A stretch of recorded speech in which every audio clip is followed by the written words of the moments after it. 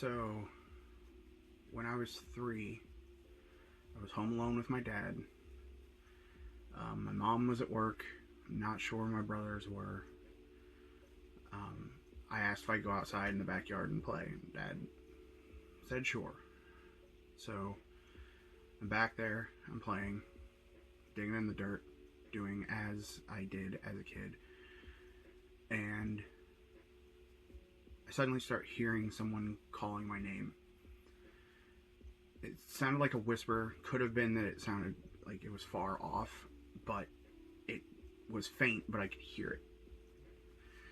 And I kept hearing it. So I went in, told my dad. He looked at me, didn't seem to really take me seriously, and said, "It's probably your imagination. Just go back outside if you want. You don't have to." I said, "No, I want to." And I went back out. I'm out there playing again. I hear it again. It's a little louder. And it freaks me out again. So I run back in the house. I tell him, it's still happening.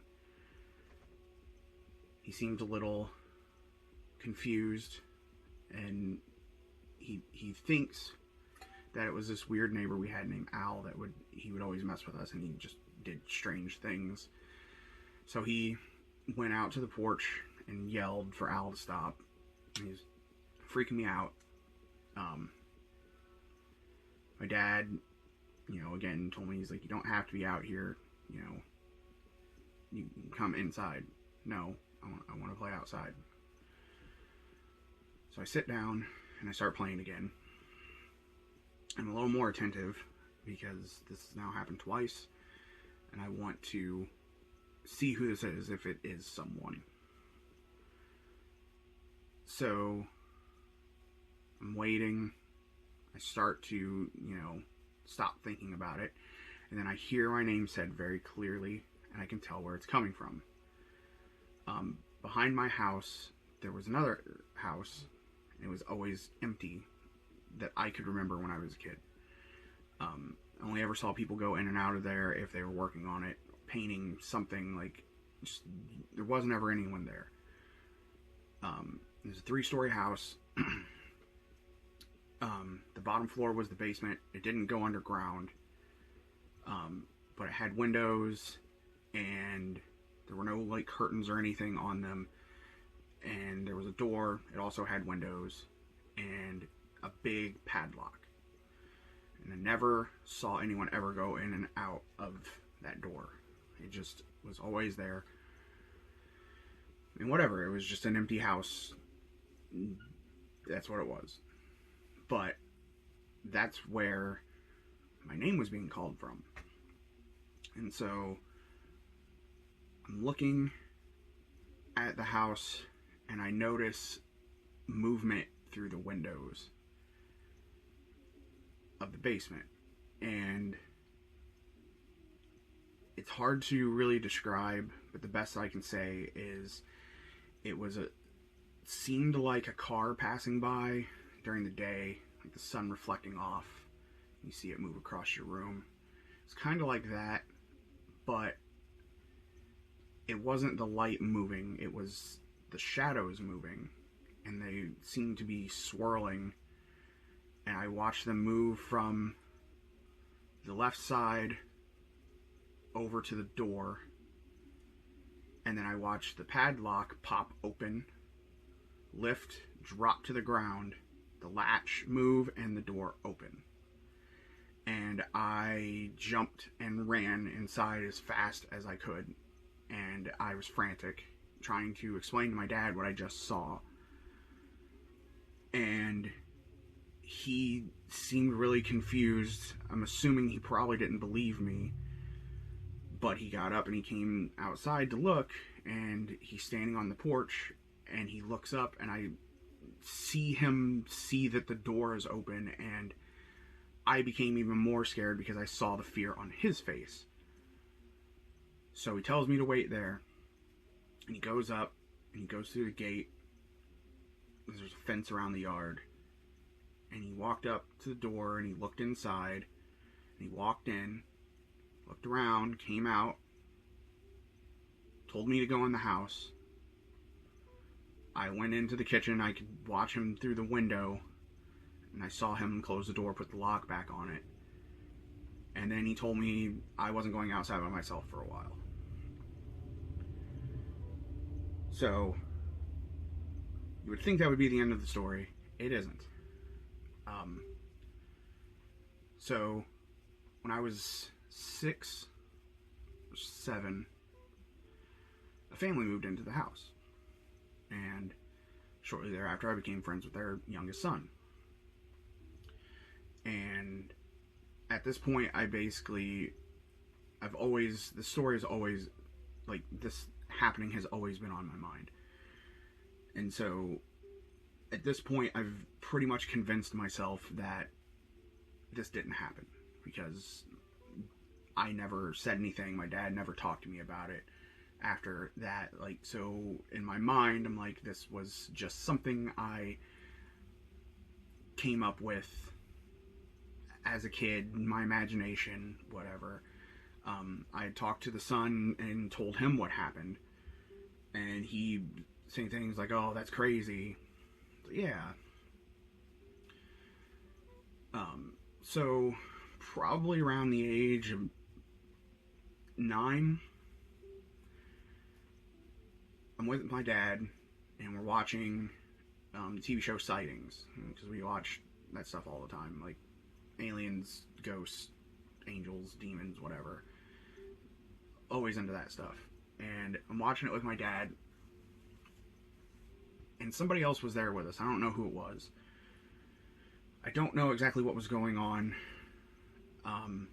but sitting there watching it, they're talking about ghosts or something on there, and then my dad starts talking to the other person and tells them the story. And whenever he started talking about it, it was a simultaneous feeling of relief and pure terror, because it was realization that, yes, that did happen. Like, I wasn't imagining it, that happened. So that also sparked me wanting to go into that house, like, to stay in that house, to be in the basement. Like, I wanted to know what was there. And I had been inside the house but never had any weird feelings, but I had never stayed the night. And so I made it my mission to stay the night there. And so, after talking to his family and stuff, and just kind of, deciding that was the thing to do, I'd go up there to stay the night. So instead of staying in my friend's room, we stayed in the living room on a fold-out couch. And this house was set up really weird, and basically his parents left their door open because it was easier for us to walk from the living room through their room out to the bathroom. So everything's open. You can see everything. It's like living room, dining room, hallway, their bedroom. The bathroom's on the other side. So since I was little, I've always tried to sleep with sound, usually the TV on, but it could be a radio, it could be a fan. I need sound or I can't sleep.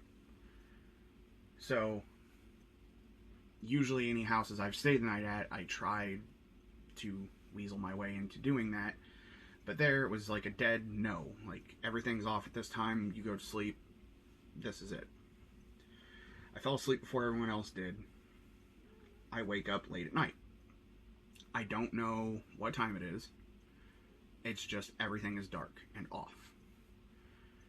So I'm laying there, and it feels like a lot of energy is happening in the room. Like you're at a party or something. Like, there's just a lot happening.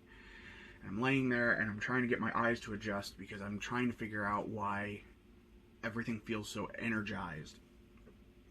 And out of the corner of my eye, I see something peeking at me around a corner. And then when I try to look, it's gone. But then I see something around another corner. And this keeps happening but I can never look directly at whatever this is. It felt like I was surrounded, but I don't think I was. I think it was just this one thing. And the only way I can even picture it is if in any movie or anything, someone goes into the forest and you see like all of the little spirits or something like peeking out around things. It was that kind of feeling, but it felt like whatever this thing was, it was moving very quickly and did not want me to see it. I just kind of laid there and just tried to kind of stare blankly into an empty space to try and see it out of my periphery, to see if it would come out more or I could see detail, and I couldn't. It was just black, and I guess a head. Yeah. So I never said anything about that to my friend because I didn't want to freak him out. But anytime I stayed the night there, this happened. There was a time that I actually laid there and could see the reflection of it in the TV screen, but it was kind of human shaped, but not really, and it just kind of moved around, and I just laid there and watched it. So after that first time of staying the night, I needed to get into the basement because I wanted to know why that happened. I needed some sort of information as to why the door opened, why something called to me and the door opened. And his family stored all their bikes and stuff in the basement, and anytime we went to ride bikes or anything, I just never was around to, kind of pop my head in and be like, oh, I'm waiting for you. Until one time after I stayed the night, I happened to talk to him about it, and it's like, hey, I'm going to get my bike and we can go riding. Cool. I go down with him and go into the basement. The way the basement felt, the only way I can describe it is if you've ever been in a teenage boy's room when they don't open the window, they don't like having a fan on, like it's a musty, lived in like smell and feeling. It's a feeling that it feels like it sticks to your skin. That's how this basement was, which was very strange because the rest of the house did not feel like this. The right side of the basement, I don't remember there was something with it, and so I never went over there. I never looked around on that side. Just something was going on, and so they didn't really put anything over there. I never really went over there. But aside from the basement feeling very strange, there was this back room that was different from the rest of the basement.